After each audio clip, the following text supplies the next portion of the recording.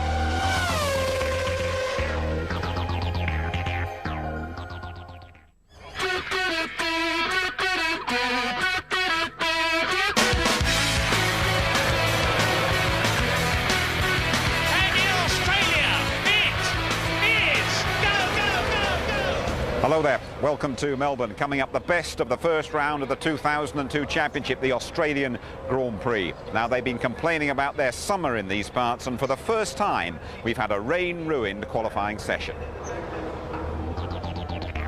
There's a flurry of early activity as the skies darken. Jordan's Japanese debutant, Takuma Sato, sees his first F1 qualifying end just as it started. An accident in practice leaves him without a car, but he's allowed to race, starting from the back. David Coulthard is the first of the front-runners to post a banker lap, but seconds later, Ralf Schumacher puts himself on pole. Enter the Ferraris. Michael Schumacher making it look easy. That 2001 car better than ever. But Barrichello also enjoying the best machine in the business. He's fastest, but by 5/1000ths of a second. Then it rains, and how? So, Barrichello's first pole in 30 races and Ferrari's 150th, the Schumacher brothers, ahead of Coulthard, Raikkonen and Montoya. Good performance from Trulli and the Brazilian rookie Felipe Massa in the Sauber. Jenson Button, he's disappointed to be outside the top 10.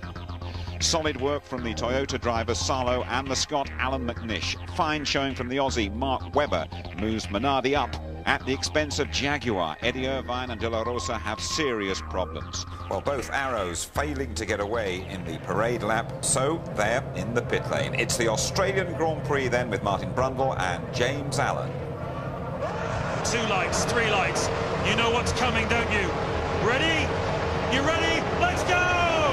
Fantastic start by one of the Benzos. Ralf Schumacher challenges Barrichello. Michael Schumacher's got a poor start, but Ralf is motoring into second place, and he hits Rubens Barrichello. Huge accident. Oh my goodness. Rubens rear wings off. There goes Ralf Schumacher. And I think they're going to have to restart it. There's an absolute yes. And one of the Bennetts is on fire. That's Jenson Button, Martin. Total carnage. It started with Ralf hitting the back of Barrichello, flying into the air, and then everybody shunting behind in sympathy. Schumacher, Michael that is, was slow away. They won't fix that car, Jenson. You'll have to jump in the spare car. Unfortunately, that spare car is set up at the moment for Jarno Trulli. So Jenson Button, that's too much bodywork to repair. Ralf out of the race. I don't see a red flag situation at the moment. Can't see any signs on our computers that they have the red flags out, but surely they must do so. That was the car of Olivier Panis, the BAR. There's Rubens Barrichello, the pole sitter. Here it is, Martin. Talk us through it. And what you're going to see is Rubens coming over to take the line, and he pulls. In fact, no, that was... Yes, in fact, it was Rubens. He'd moved over to the right-hand side of the grid and started to decelerate for turn 1 and just completely caught Ralf out. Ralf clearly nowhere near the getting on the brakes and just reared straight up the back, reminiscent, of course, of Villeneuve hitting Ralf Schumacher last year. And around goes the Ferrari through the air. Luckily comes down nose first for Ralf, and he has a fairly harmless tag with the wall. And there is Michael coming across the gravel. Coulthard in the lead of the race then. And then just carnage behind as everybody jumps on the brakes, and cold tyres, cold brakes, a lot of inertia, full tanks of fuel. You just can't slow them down. What a mess. Both Saubers look like they've been affected as you look at the flames from Jenson Button's car, which is now stranded at turn 4. The safety car is on the circuit. So maybe they're going to try and run it behind the safety car while they clear the mess, which would certainly play into the hands of David Coulthard and Michael Schumacher. Safety car deployed. Well, that amazes me, I have to say, with so much debris. And look, there were a lot of cars coming up the inside. They cut across the grass before they ever arrived into one, and that's why you had so many T-bone situations going. Here we see then onboard Ralph, and just connects, look, and oh, so nearly that flipped over backwards, and he's a passenger just heading towards the inevitable scene of the accident. Did you hear the engine noise, though? And he's in the air. He was still on it, wasn't he? He really was. Yeah. But did you think Rubens braked a bit early for that corner? It seemed a little early to me. Well, I think he put himself up the inside to cover his position. Michael was slow away alongside him on the grid. Rubens went to cover. There's no point in them running back. It's under safety car. It's not going to be red flagged. So we have a scenario where you cannot restart the race, even if the spare car's ready for you. Bad news for the Sauber team, bad news for this man, Rubens Barrichello. So happy, so relaxed after getting pole position yesterday. We can tell you the driver's out. Jenson Button, Alan McNish, unfortunately, on his debut with the Toyota team. Felipe Massa, we've seen Rubens Barrichello as well, who's now talking furiously with Jean Todt, who's telling him, no, it's all over, Rubens, I'm afraid. Giancarlo Fisichella, a splendid qualifying for him, for Jordan in 8th place. He's out, Panis is out, Heidfeld is out, and Salo has come into the pit lane. Ted, what can you tell us? Well, James, Ralf Schumacher's just arrived back outside the Williams garage. He looks fine. It was a huge crash. Went somersaulting over, as we saw. It was a massive crash, but he is fine. Just shaking his head, talking to Sam Michael, the Williams technical boss. Now, we think Kimi Räikkönen is coming in. We think he's damaged his nose cone. Yes, here he comes in for a stop. They have a new nose cone for him. They're currently taking the car off the jacks. They will change the tyres anyway. And yes, they replaced the nose cone, putting a new one on with a new front wing assembly as well. He's gesturing towards Ron Dennis. I'm not quite sure what that's all about. But here we go. The tyre's on, the nose is on. He's not going anywhere. He's not going anywhere. There seems to be something wrong with the back of his seat, James. Maybe he's got some debris that's gone down the back. It's not really costing him any time. Because the safety car is out, he can rejoin, albeit at the back. But quite clearly, there's some debris or maybe some gravel. He went through the gravel. Raikkonen locked a wheel into that first corner, went very, very deep into the gravel, and probably just sitting on some sharp stones. Imagine having just one stone in your shoe. Well, a seat full of stones. And he's really not wanting to pull 3 to 4G around a racetrack without pressing into his spine. But he hasn't cost himself any time because the pack are behind the safety car. He will rejoin last, but hey, it doesn't matter this afternoon, does it? Now look, Ralph had a fabulous start, and this is why I suspect Rubens went over to cover his position. Rubens then started to come back, and Ralph unsighted, really. It's lap 4 of the Australian Grand Prix, and do not adjust your sets. They do seem to be going very slowly. That's because we haven't been racing. We've been behind a safety car, but now we are racing. And as they come across the start-finish line this time, we'll go green for lap 5 of the Australian Grand Prix. David Coulthard in the lead then. He's got a good drive out of the final corner. Jarno Trulli is second. Montoya is third. Michael Schumacher, the danger man, in 4th place. Eddie Irvine for Jagger in 5th. De La Rosa 6th. Sato up in 7th place, and Mark Webber in 8th. But watch Montoya, already he's looking racy. Already he looks like he's going to make a challenge on Trulli. And this is the difficult part of the restart now. Their tyre pressures will be down 4 or 5 PSI. Montoya, very slow there. Has he got a problem? Or did he just outbrake himself in having a look around Jarno Trulli? But that's allowed and released Michael Schumacher immediately. But the tyre pressures are down 4 or 5 PSI, so the ride heights are down 2 to 3 mil, and it's absolutely critical for the balance and the overall grip that you have. And this is where experience counts, no doubt about it, for a Grand Prix driver. Williams mechanics out in the pit lane for Juan Montoya. Perhaps he's got some kind of problem. Certainly, that looked like a very strange incident, not the kind of thing we expect from a driver of Montoya's caliber, if indeed it was a driver error. But the mechanic's ready. Maybe he's got a puncture because they're getting tyres out in the pit lane. But look at Michael Schumacher, already crawling all over the back of the Renault of Jarno Trulli. Trulli will be looking for a podium today. He won't want to do anything stupid, but Michael Schumacher, he's looking for the win. Yes, he is, and Jarno Trulli having to go defensive straight away. They're on lap 6 at the moment, and Trulli under an awful lot of pressure from Michael. Michael dancing around in his mirrors. Montoya then still in touch in the background, so it just looked like a temporary glitch. I think he just went in too deep into turn 3, and Michael then with a superb position for a slipstream down the pit straight, and the Ferrari is not particularly quick in a straight line because they're running so much wing. That's why they're fast around here, so much downforce. Michael was nowhere near overtaking him. But he seemed to try. He was having a go at it, wasn't he? Why does he feel he needs to get by so quickly? Well, he doesn't want Coulthard to get too comfortable out front.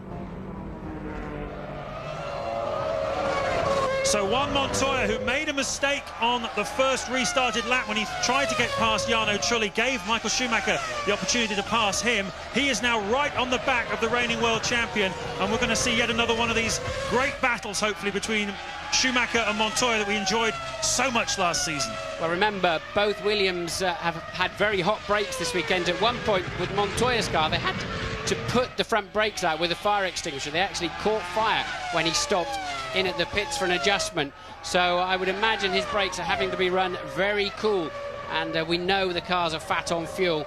Brakes here are critical, and I think that's why cars tend to fly here as well. You've got very high-speed arrivals into a lot of big stops on what is effectively a street-style circuit, and therefore I think Montoya's just not got the confidence under braking that he needs.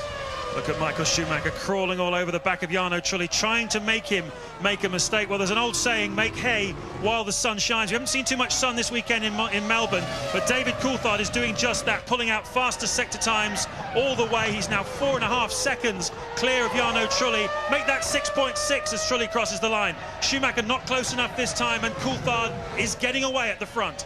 Well, the one clear overtaking spot, I think. Oh, and he's lost it. Trulli's lost it on the exit. And that is surprising to see. What a bad mistake there for Jarno Trulli. Really poor mistake. Surprising with traction control that he was able to get it that far out of shape. It really was. So that's bad news for Coulthard. 6 seconds up front. But he needed Jarno Trulli to hold up Michael Schumacher and Montoya. Here he goes on the exit of turn 2. Very surprising. And he will be surprised too. Jarno Trulli will be more surprised than anybody that the traction control, the electronics, allowed his car to get that far out of shape. So was that his fault or the car's fault? You've got to put it down to the car. He should be able to nail it out of there without any difficulty, unless he had a right rear puncture or something like that. Remember, a lot of debris on the racetrack from that first corner incident after the start, and, well, disaster for Jarno Trulli. What a shame. His heart will have sunk, and so will that of Flavio Briatore, the Renault team boss. Trulli in the wall from a very promising second position. And that's great news for Michael Schumacher, who now finds himself right behind. And we've got the safety car back out again, Martin, because Trulli's car in a dangerous place. That's terrible for David Coulthard, having built that big lead. But Trulli's car bounced back onto the track, and it's the only safe and sensible decision, I think, to bring the safety car back out again. What an eventful few laps we've had here at Albert Park. We're only 9 laps into this motor race, and we've only got 12 cars left. You're looking down there at Enrique Benoldi. Yeah, they've obviously restarted that car, and Benoldi will be 9 laps behind. So Benoldi has joined the race. Remember, he couldn't start on the grid, so both arrows now in the race, albeit a long way behind. Louise, you're down there with Ralf Schumacher, I understand. Ralf, that looked like a very nasty moment. It was. I mean, it was a great start. A shame that I couldn't make use out of it. I mean, Rubens changed the direction twice too much, and that was the main problem about it. I mean, he was braking a fraction too early, but that is down to his decision. Lights out on the safety car this time, so I think we're going to get a restart here at Melbourne. And about time, because David Coulthard, Michael Schumacher and Juan Pablo Montoya are desperate to get this race going. So too is Eddie Irvine. He can't quite believe his luck, finding himself so far up there. So they've got to build up tyre temperature, brake temperature as soon as they can. Coulthard then leading the pack. He becomes the pace car. Pace car moving off into the distance. He can now take control of that speed. Coulthard seeming ready to attack then. He wants to get a good restart if he can. They're picking up speed, as you can see. And a lock-up from Coulthard into the final corner. We're still not racing it. And Coulthard's off. Oh, my goodness. Before the race has even restarted, David Coulthard has made a mistake. And Montoya and Schumacher are gone. Yeah, Schumacher ran wide too. Montoya then gets a look at him as they head down to the first corner.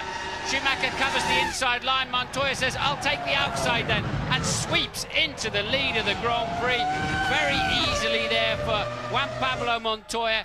Now can he stretch away, pick up any kind of lead and surprise everybody in the Formula 1 paddock? There's a replay. Coulthard blocks the left front, cold brakes or whatever, runs wide onto the grass, loses 4 places. He's now down into 5th place, David Coulthard, having led all of the Grand Prix so far after that first corner shut.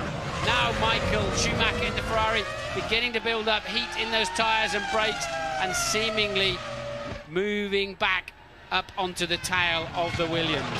A fabulous move by Juan Montoya, wasn't it? Just like Brazil last year, off the restart, and you got a better drop than Michael Schumacher, as Martin was saying, side by side, and he made it look easy, didn't he?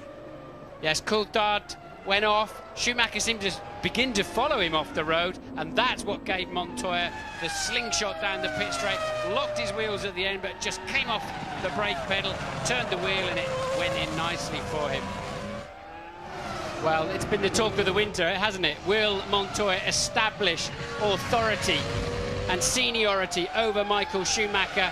And he certainly put a good move on to take that lead. But now Michael, with clearly a much faster package, with everything up to temperature, a man who was a full 8/10 faster than any of them last time around, is David Coulthard down in 4th place. He is going to be so angry, so frustrated at what was a silly mistake on his part. But Michael then nowhere near on the way through to. We've seen a few mistakes today, haven't we, already? It is, I know it's the first day back at school for a lot of these drivers, but they've been testing throughout the winter. Surely some of these mistakes are a bit off kilter, aren't they? I think it's because of everything's cold. They're really struggling to find grip around here. Usually there's been a lot of running around here. The V8s are out, everything is out, laying rubber down onto the racetrack. And it just hasn't happened with the changeable conditions this weekend. And I think this track is much slipperier than we're used to. Well, talk about slippery. Michael Schumacher seems to have the edge through this final sequence of the lap. He gets alongside Juan Montoya. Maybe Montoya's just playing with him, who knows, because he knows he has the extra power down the straight. Yeah, Montoya had to go defensive, and it cost himself a lot of time. And Michael with a good slipstream, but we saw he couldn't even overtake the Renault down there. So Montoya, I don't think it'll be an easy car to pass in a straight line. Did you see him look in his right mirror there? It was like he was saying, "Come on, if you think you're hard enough, come on." Yeah, but hang on, oh! He's still having a look. Michael has so much more confidence under braking. We've seen Montoya struggle all through this amazingly active race. We're just on the 15th lap. There's been so much action already this afternoon, but a clear Achilles heel at the moment is under braking for the Williams. So you think the Williams has brake problems? He's not able to get them. Oh, there's David Coulthard just going off. I don't know if that's a different incident from before. That's the second time Coulthard's gone off onto the grass because he threw away the lead in turn 15. Now Michael Schumacher right under the gearbox of Juan Montoya as they come down to turn 1. He goes to the outside line. Montoya blocks. He takes a tighter line on the exit. Michael Schumacher is alongside him, side by side out of turn 2, and Schumacher is through into the lead. Juan Montoya into 2nd place. A great move, Martin. It was. Montoya just took too long being defensive. You're only allowed to move across once, but he didn't need to stay to the right that long and made the turn into the first corner much more acute, and it gave Michael an easy run through after that. So I think a little bit of a technical error there, you'd have to say, from Montoya, and just gave Michael Schumacher a clean run at him on the exit. And now we'll see how fast he is, and now we'll see what can Kimi Räikkönen do about the Williams.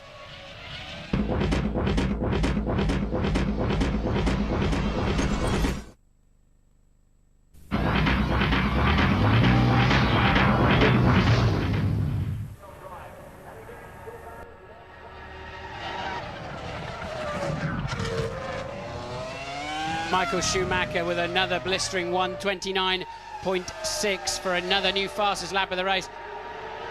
And that is turning into a disaster corner for David Coulthard this afternoon. That is where he went off before the restart when he was leading the Grand Prix and dropped back to 5th. He's now up to 4th, but it's cost him 21 seconds. So Coulthard then clearly with a problem. Coulthard with a technical problem.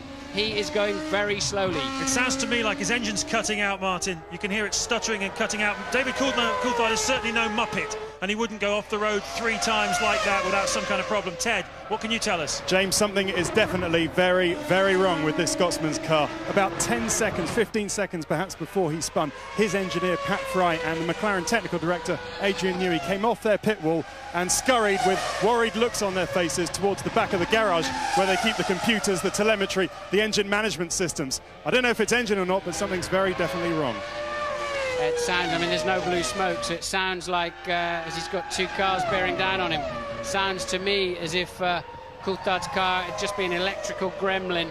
Maybe they can adjust it in the pits, but now suddenly it's flying again, isn't it? Surely it's just picked up speed again. Yep, definitely going quickly. Props the sight of Eddie Irvine about to pass him, did that to... Ooh. Bit close. Coulthard getting out of the way though. Irvine moves up, would you believe it, into 4th place for Jaguar. The entire Jaguar establishment. Nicky Lauda 2. That was a pass for position, Martin, and that's 4th place now for Eddie Irvine. Mika Salo, there was just being lapped as well. You saw him going through. Coulthard not coming into the pits though. He's going by, continuing on. Presumably radio traffic between him and the team, just discussing what's going on. Well, remember, they can now change that car from the pits. For the first time, you can now communicate from the pits to the car electronically, and if there is an electrical gremlin or a mapping gremlin in there, because all of a sudden that McLaren took off, didn't it, and then suddenly stuttering back down again. So maybe they're hoping to address the issue and not waste time coming in the pits. So Eddie Irvine then, P4, he's now lapping 5 to 6 seconds slower than our leader, and we are down to 10 runners still, with Bernoldi a full 8 laps behind as the 11th runner, but under investigation. It's a bit like watching a drinking competition to see who's going to fall on the floor last, isn't it? At the moment, we've got 8 runners in serious contention, with Mika Salo a lap down, Young on a lap down as well now, but Mark Webber is in the points for Australia at the moment. David Coulthard is stuttering along, but he's only 11 seconds ahead of the Australian. Could Webber get past him and take 5th place for Australia? We're approaching half distance in this race. There's been so much going on the track, we haven't even talked about race strategy, but I can tell you it's traditionally a one-stop race this, with that stop around about lap 31. That's what they've done over the last few years. And Mark Webber has passed David Coulthard. Mark Webber up into 5th place. The 25-year-old Australian driver making his debut in the Australian-owned Minardi team. We'll see him shortly, no doubt. He's gone past David Coulthard, whose McLaren has been misfiring and having all sorts of problems. And this is an unbelievable story here on the streets of Albert Park in Melbourne. There he is, and the crowd, as you can see, they're waving him on as he goes past the start-finish line. They're going to be waving and crossing everything for the next 33 laps. Will this car make it through to the finish? Has it been reliable enough in testing to make him dream, to make him believe it might just be possible to get points on his racing debut? And Louise is with Rubens Barrichello. Rubens, Ralph said you changed your line several times, but ultimately it was a racing incident. Is that how you saw it? I think it's if I wasn't there, he wouldn't have made the corner. That's as simple as that. So how do you see it then? Are you not happy with him? Well, I just you know, even if he thinks that I move it too many times, I moved back to left probably a centimeter or so. If he wanted to overtake on the outside, he should have moved a lot further, and I didn't get in his way. He was just measuring myself, and then he didn't brake. So it's as simple as that. We can see on the diamond screen outside our window here that Jacques Villeneuve is off the road. Now you can see it for yourself. Villeneuve was in a points-paying position in 6th place, and he's crashed out, and that's very unfortunate for the BAR team. They've got a new team principal now, David Richards, who took over from Craig Pollock over the winter. A sort of Winter Palace revolution took place within the halls of BAR, the principal investors deciding that Pollock should be replaced by the man who's returned world rallying into a massive sport. And David Richards has left rallying in the hands of his lieutenants, but and is running the BAR team. There's Villeneuve for the 2nd year in a row, walking away from a crashed car at Albert Park. We think Coulthard has finally ground to a halt. Yes, he has. And, well, he's had a miserable afternoon, hasn't he? 15 seconds. He's had to cruise around slow and off the pace because it's been sick. And now he's run out. And I think that's why he's been heading on. We've seen him fly off the road 4 times. It looks like he's got a box full of neutrals. Quite clearly, he's been having some gearbox problems of some sort, some kind of software problems, and you can hear him revving. It's just not prepared to go anywhere. The first of our scheduled pit stops from Mark Webber in 5th place. The only man who's likely to take a place off him is Alex Young, his teammate, but he's not going to do that. Now keep the revs nice and level, Mark. He's doing that. Hook it up to first gear. Make sure you got plenty of revs on. There's a fueling problem. The fuel flap hasn't opened. The fueler hasn't been able to get the hose on. But it was open when he came in the pits. I'm sure I saw it open when he came in the pits. Although it looks like, yeah, now they've managed to lever it open. And oh dear, they've already lost, look, 22, 23. And they still haven't got the fueler hooked up. Did you see the nozzle go in? Yes, yep. The secondary phase of it. Yes, it did. So away they go. Nice and calm. Nice and calm. Don't stall it. Don't stall it. Away he goes. That should be his one and only fuel stop of the afternoon. 34.9 seconds. So about 21, 22 seconds slower than it should have been. But the good news for Mark Webber is that the only man that he's racing for position is Alex Young, and he still has to make his stop. And there is Young. Young up into 5th place on his debut, not his debut, sorry, first race of the season with Minardi.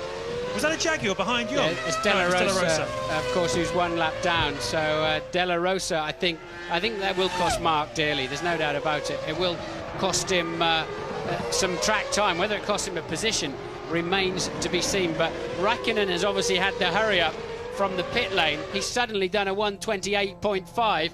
He's been told, get on with it. Montoya's coming in the pits. There is Montoya making his one and only stop of the afternoon, and suddenly Raikkonen is doing the fastest lap of the race, quicker even than Michael Schumacher, of course, and the team won't be best pleased that he's been carrying that kind of pace around with him.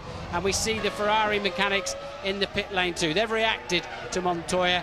They know that now if Michael comes in, no way Montoya will leapfrog in front of him. Decent looking stop then for the Williams team. Those tyres look very new to me. Generally speaking, the Michelin tyres, as used by Williams, McLaren, Renault, have been running well and truly scrubbed in. They put a lot of laps on the front tyres and put new rear ones on. You can see confirmation of what Martin was telling you about Raikkonen's fastest lap. But Michael Schumacher into the pits this time by. In he comes, the race leader, enjoying a 22.5 second lead over Kimi Raikkonen. And, well, it's going to not be... in fact, I think Raikkonen may well take the lead. A question mark now is, how much fuel has he got? Obviously, Michael will get him back again at his pit stop. But for briefly, I think briefly, Kimi Raikkonen might well lead a Grand Prix on his debut for McLaren. That's a relatively short stop, of course, because there's 20 laps or so to the end of the race. So I think it'll be absolutely touch and go whether Raikkonen clears, and no, he's not. Michael is going to retain the lead of the Grand Prix because it was such a short fuel, and the reason is Raikkonen, I believe, is in the pits this time around. Yes, he is. Ted. Raikkonen is indeed in the pits, Martin. The fuel's on. His first pit stop for McLaren. He's well used to them by now. The fuel hose is away and he's away. It's a decent enough stop. About 10 seconds, was it? 10.6 seconds, Ted. We can see you in the corner, but Kimi Raikkonen then, I thought he was about... Oh, and he's gone completely sideways into the first corner. No harm done, but that's not going to help his cause in putting pressure on Juan Pablo Montoya. Here he goes, look, cold tyres, and whoops, there we go. Had to give it an armful of opposite lock, and a trip across the grass, but absolutely no harm done. So another McLaren takes the grass. Cold tyres, Martin. Why so much more slippy? Why you got to be careful with them? They come out of they're not cold, of course. They've come out of the blankets, but somehow or other it's not the same as when you've got the whole carcass, the whole tyre fully up to operational temperature. So there's a few more degrees to go when you get out there, and also you get a bit of a glaze on the top. You get rubbish that you pick up in the pit lane itself as well. So the first 2 or 3 corners are always more slippery. And you certainly have to learn the characteristics with a new car and with a new tyre, as Raikkonen, of course, has. So you're used to feeling the tyres you've just taken off. You're used to getting in the groove with the way they have been. And all of a sudden, you've got completely different feeling tyres on your car. There's an element of that, because the car is much heavier because it's taken on a lot of fuel. But what Raikkonen didn't allow for is, as you trundle through the pits and down to the first corner, you're on the inside of the racetrack and you're picking up dust on the surface of the tyre, and you've never got the same amount of grip in that first corner.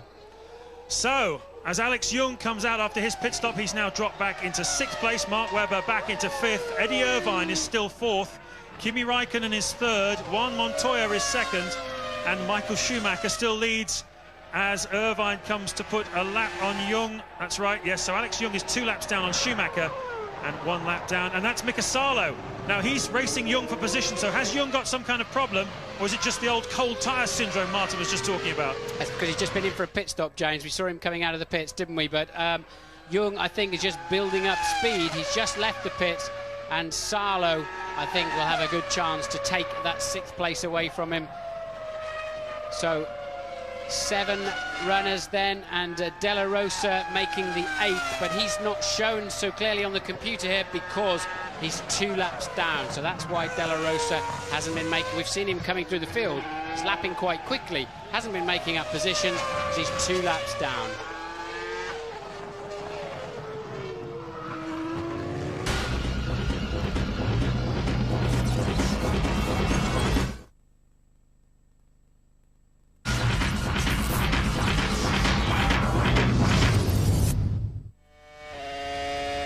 Kimi Räikkönen's never been on the podium. This, of course, was only his 2nd season of racing, but we think of him as having a stunning debut year last year as he goes through turn 4 there.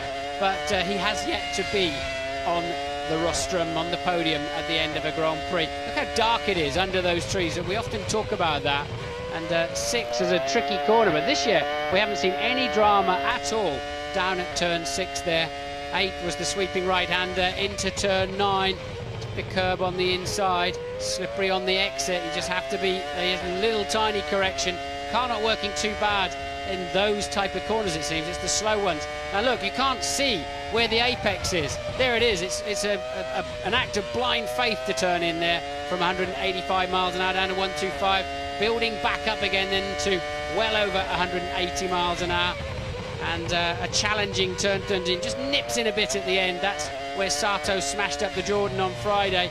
And this is a corner where we all crashed in year 1, and since then we've not had any problems. I think that one caught us out, and once again a big understeer, braking a bit too late, and the final turn quite cautiously on the throttle over the start-finish line now, staying to the left, ready for the first right-hander. Well, his teammate, David Coulthard, may be out of the race, but he's enjoying a chat now with Louise Goodman. I'm not sure if he's going to be enjoying it, but there you go, James. David, you seem to have all sorts of problems from quite early on in that race. Yeah, I had a gearbox down selection problem, which caught me out obviously at the start, and then when a few laps in, it threw itself into neutral, and then a bit later on in the race, it jammed in 6th gear. Were the team trying to fix that from the garage? Was there anything they could do to help you? Well, they obviously get the telemetry, so you can try and get an understanding of what's going on, and naturally we've got certain defaults, but there was nothing that was able to help that particular thing. Obviously something's broken inside the box. Big disappointment, because you must have thought your luck was early on early in that race when you took the lead. Yeah, obviously I was well, first of all shocked when I saw Ralph over the back, and naturally your first concern is with him, but knowing that's all okay, then as a race you naturally take the places that you gain through incidents, and I thought things were looking good, and then obviously when I first had the problem and ran wide, I thought, you know, this is not looking good, and then I was running clear for a while, and then obviously it became terminal. Now, there is an interesting battle going on, because in 5th place, Mark Webber, the Australian on his debut for the Minardi team, is holding on in 5th, but Mika Salo lapping 1.5 to 2 seconds a lap faster, and if he carries on at this pace, he's going to catch the Australian before the end of the race, Martin.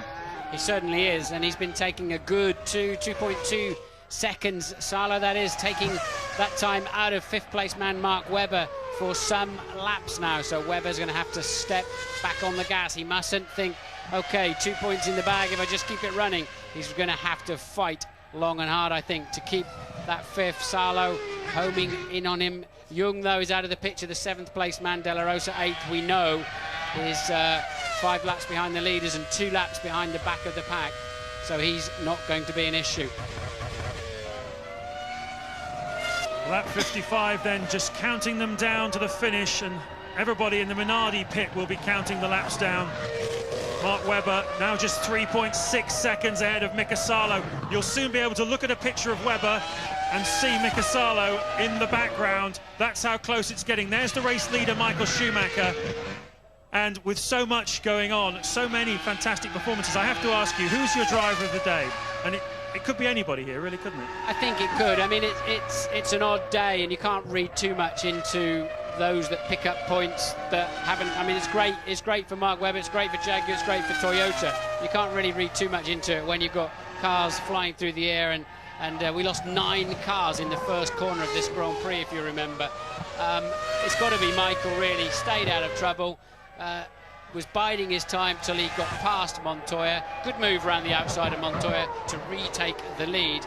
So I think it'd have to go to Michael Schumacher. But all of these guys have been through a fairly traumatic afternoon. So Martin Brundle's driver of the day, Michael Schumacher, not for the first time, and I've no doubt not for the last. There's Mika Salo, though, the bogeyman of Australia. Look at that. It's 2.37 seconds, and we've still got only 3 laps to go. Can Webber survive in 5th place? It looks like he's going to score a point anyway, because Alex Young is down in 7th and Pedro de la Rosa no longer classified, but Salo on the attack. He wants points for Toyota on their debut. Well, Mark's realised what's going on now, and he's got back into the 1-minute 33s, and last time around actually was a 10th faster than Mika Salo, so he's not going to give up that place easily. Salo's, of course, got a lot more experience behind the wheel of a Grand Prix, has led Grand Prix for Ferrari at Hockenheim when he replaced Michael Schumacher after he broke his leg. So, you know, Mika Salo does have a lot of experience. This is Mark Webber's first ever Grand Prix. Hacksawing away at the steering wheel, lost himself 1.5 seconds in there, smoking the right rear tyre. His traction control is not working that well, and now Salo is just going to smell his prey and realise that Webber is struggling to maintain this pace. It's not really fitness, surely, Martin, because Webber's only 25. Mika Salo's a veteran at 35. And we know Webber is very, very fit because he cycled from John O'Groats to Land's End recently. But a strange mistake there. He's just gone in. He's trying very hard. I think his tyres are getting down a little bit. That cost him dearly. But fitness is one thing. Grand Prix race fitness is entirely different. You use your muscles in a different way. You're strapped in the car so tight, much of your body can't function properly. So I don't know if Mark Webber's managed to complete a non-stop race distance in a Formula 1 car. I suspect not. He's certainly completed plenty of race distances in a Formula 3000 car, but they're much shorter, much lower G-forces. And look at Salo thinking about a way to get past this Minardi. It's powered, the Minardi, by the Asia-Tech engine, formerly the Peugeot engine, and it's the least powerful engine in Formula 1. Now, the Toyota wouldn't claim to have the most powerful engine in Formula 1, but certainly on the speed traps, they've not been any slouches, and Salo is right in his wheel tracks now. I think it's game over. I think Salo will have the grunt down the pit straight to take a reasonably easy pass. 2 laps to go, as you can see, and Webber goes defensive, and now he's really going to take some pain. And Mika is more experienced than to take a wild dive, but he needs to stay calm. Salo needs to stay calm and just get nicely in the slipstream zone of that Minardi, which surely he is, and he should. He lost a bit, didn't he, on the traction on the exit? And now it's going to be touch and go whether he can get down that pit straight. Nowhere near having a go, is he? He did not have the drive off the last corner. Mark Webber will be very pleased to know that. Salo did not have the traction off the last corner, even if he had the grunt down the straight. Well, it's very interesting, Martin, because I was listening to Salo doing his practice starts, and it didn't seem to me that the traction control... Salo spun it! Oh, Australia rejoice! I'm sorry, Mika Salo, I'm not against you, but Australia certainly is. He's thrown it away with 2 laps to go, and Webber can really put the hammer down now, Martin. Here he is, he went in too deep, got onto the marbly stuff on the outside, and a simple little spin. He's not going to lose a position over it, Mika Salo. He'll stay 6th, so he'll still get a World Championship point. And that was a bit of a clumsy error. I think his eye was on Mark Webber and not on the racetrack. Well, the eyes of the crowd are only on one place. They came here to cheer Michael Schumacher. They'll be doing that, but nothing like as loud as they'll be cheering Mark Webber. But the reigning champion, he's done it all today. He kept out of trouble at the start when his teammate Rubens Barrichello collided with his brother Ralf Schumacher, taking 9 cars out of the start of this crazy Grand Prix. Michael kept out of trouble. He managed to start 4th at the restart, and he had Juan Montoya, David Coulthard and Jarno Trulli to contend with. He picked them off with precision, made a small mistake which allowed Montoya to pass him, but he then repassed Montoya in a battle of attrition between the 2 great fighters of Formula 1. He then kept his nose clean. Ferrari have been clever. They brought the 2001 car here, asking for reliability, over the 2002 car, and Michael Schumacher has done the business. 3 years in a row in Australia, Ferrari have won once again. Michael Schumacher wins the 2002 Australian Grand Prix. Wonderful performance by him. Juan Montoya is going to finish in second place. He's 24 seconds behind on the road. And Kimi Raikkonen, on his debut for McLaren, will get the final podium position. 2 arms aloft, though, for Michael. And as you said, Martin, a pretty perfect drive today. I think it was, and he didn't lose his head, did he, early on. 6 points then for Montoya.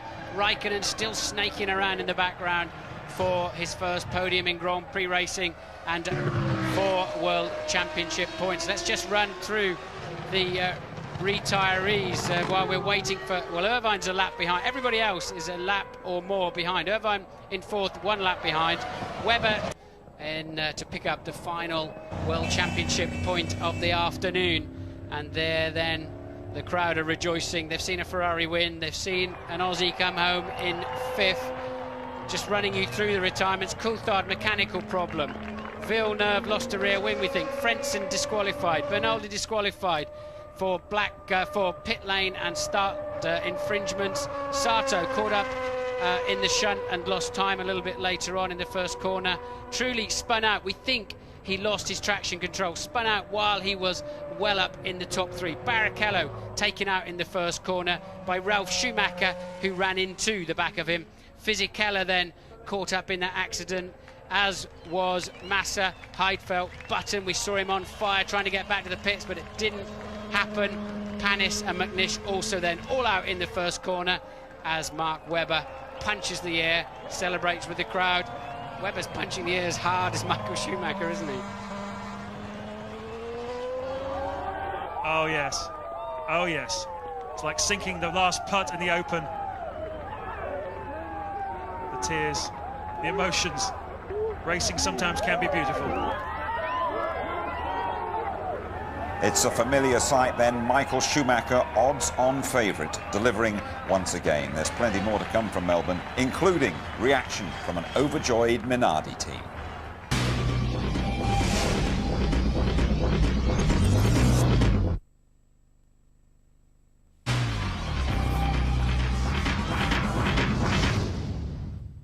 And you're back with us in Melbourne, where Michael Schumacher has become the first man to win the Australian Grand Prix 3 times in a row. But Aussie rules in these parts in the shape of Mark Webber. Unbelievable to finish my first Grand Prix in the points, and I've got to thank this guy here. He's trying to help this small team get to the front, and we've got to enjoy this moment, but we've got the rest of the season ahead of us as well, and this is a great start for us. Congratulations, Kimi, on the podium at your first Grand Prix for McLaren. Yeah, thanks. It was quite an interesting and difficult race for me, because in the first corner there was shunt and I got something under my car and nothing happened when I still tried to steer the car, and I was very lucky to get back on the circuit. After that, how was it for you? Was it a quiet race or a tough one for you?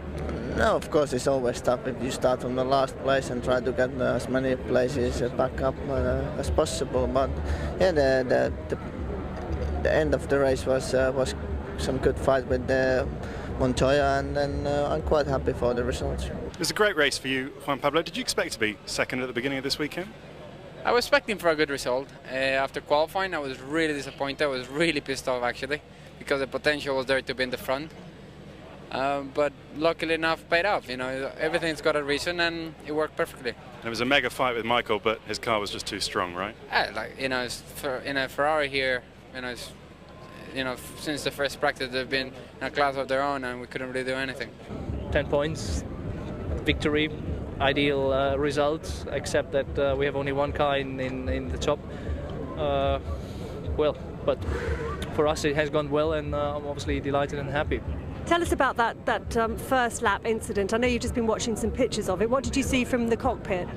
You know, I'm a little bit in a difficult position, because one is my teammate and the other one is my brother. So don't expect me to really go after one. I leave it up to you to comment on that.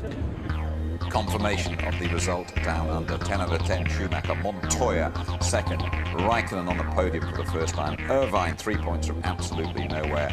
Webber getting his 2 for Australia. Mika Salo back in the F1 points. Now then, Mark Blundell, what about the start for a kick-off. I mean, £10 million we worked it out, the damage, but so pleased nobody was injured here. Oh, it's an incredible start, and you see the guys come off the line, the front row. Rubens Barrichello gets a little bit of a slow start, but Ralf Schumacher got a great start. This is the big incident, look at it. An unbelievable thing. Ralf Schumacher climbs over the back of Rubens. For my situation of looking at that as a driver, and see this complete load of cars off the road there with Jenson Button being very, very damaged on that. Watch it here, Jim, yeah? Rubens moves over, defends his position, Ralf climbs up the back of him. For me, I put the blame at Ralf Schumacher's feet. He just wasn't aware of what was going on and didn't read Rubens Barrichello's moves. Yes, he moved over a couple of times and he's entitled to do that. At the same point, there was plenty of room on the left-hand side for Ralf to make a little bit of a move. Although Ralph's saying that Rubens moved a couple of times and he's not allowed to do that. You can make one definite move when you're doing an overtaking manoeuvre. Just watch this in camera. Accelerating, he's still accelerating and changing gears. Look, he's still got a load of momentum going into turn one. He's going way too quick. He climbs over the back. He's already doing over 150 miles an hour there. That's more than what a light aircraft needs to take off. He's very fortunate he didn't flip over, isn't he? Oh, unbelievable that he didn't flip over, and that could have been a big mess. He's wondering whether to wear glasses in the races, Ralf Schumacher. Oh, he should maybe wear glasses, I know that. Listen, we had a terrific scrap, didn't we? Perhaps really a sign of things to come this season between Michael Schumacher and the man who you've backed from the very start, Juan Pablo Montoya. Well, Montoya here. This was after a restart situation off the safety car. Montoya lines Schumacher up, makes an outstanding move on him. That all comes from IndyCar experience. They use safety cars a lot over there. Montoya is very experienced on cool tyres, knows how to work the car, get the most out of it. Schumacher, as good a driver as he is, does not have the experience what Montoya does in that situation. How well has that old Ferrari worked round here? Well, everybody down the pit lane would like a 2001 Ferrari at this point. Outstanding car, but they've evolved it. It's got a few modifications of what the 2002 car will have. But what a scary thought when they bring that new car out. Melbourne's a big party city, isn't it? And they're going to party through the night, the Australians. Celebrate Minardi, Mark Webber, Paul Stoddart, the lot. Well, the situation here, Salo was catching him up to take that 5th place, and I think every Australian around the track had their hands together and were praying. It came off. Salo went to make a little bit of a move, got wide, missed the apex by several feet on the marbles, around he spins. And the joy of the Minardi team, unbelievable, but yeah. Hats off to Minardi and Mark Webber. Must mention Eddie Irvine. He was speechless, his car was so bad in qualifying, and he's nicked a few points here. Well, I think more luck than judgment there. Jaguar, for me, are in the doldrums, and I can't see them improving. Yes, they've collected some points today, but that will not be a trend for the season, I can assure you. Quick sum up of how things stand after round one. Schumacher and Ferrari's domination, Minardi and Mark Webber, outstanding, and then Toyota. They turned up for their first Grand Prix ever. They finished and they scored a point. That's unreal. Cheers, Mark. Thank you very much indeed. Right, the next race. We go to Malaysia in a couple of weeks' time. The full ITV1 service, as always, qualifying live 4:30 on the Saturday morning. Rerun round about lunchtime on the Saturday, 1:30. The race, you can watch it live, ITV1, 6:40 on the Sunday morning. Repeat, lunchtime at 1:30 and the highlights at 11:45. Business as usual then for Michael Schumacher, off and running. But here in Melbourne, Ferrari have been upstaged by Minardi. Good night.